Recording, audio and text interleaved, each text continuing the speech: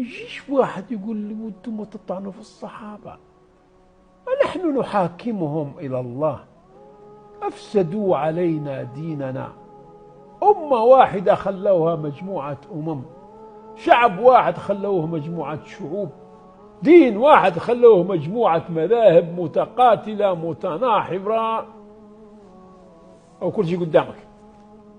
هذا حق غير قابل للجدل. احنا لما نتكلموا عن معاوية نحذروا الناس من خطر موالاة الظالمين. راهو عند الله سبحانه عز وجل تتولى معاوية انت توليت إبليس، مو بأنه قال ابن راهويه وقال البخاري، هذو ليسوا أنبياء. ماذا قال رسول الله؟ قال رسول الله لعن الله معاوية، لعنه، ها والله اللعن تاعو موجود. يقول لك رب العالمين كيف نبي يلعن شخص؟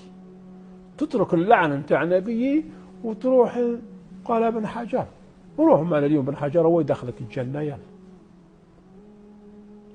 هذا الكلام اللي رانا نقولوا فيه مرتبط بالعقيدة، بالولاء والبراءة.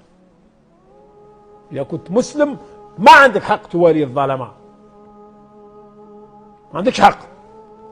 انت حر في حياتك، حر وش تلبس، حر وش تاكل وش تشرب، حر وش تبني تسكن، لكن انت لست حرا في الولاء.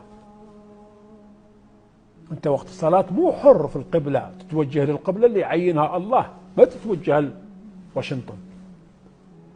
وانت في الصيام تصوم في رمضان، لا تصوم في ذي القعدة.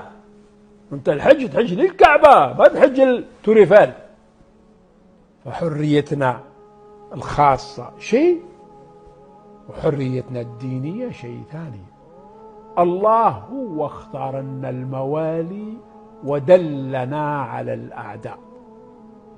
فإذا يوم القيامة جبنا معنا حب الموالي والبراءة من الأعداء نطمع في الشفاعة والرحمة. أما نروح ليه يوم القيامة وإحنا نتولاو أعداءه ونبرع بين أوليائه ونقول له ومع ذلك ترحمنا، هذا استهزاء بالذات المقدسة. انت الدول هذه الدول الموجودة الآن واحد خاين خيانة عظمى ما يشفع فيه أي واحد، كل الناس تتبرى منه. تريد رب العالمين اللي يوالي أعداءه ويتبرى من أوليائه يشفع فيه. فاصل ونواصل إن شاء الله.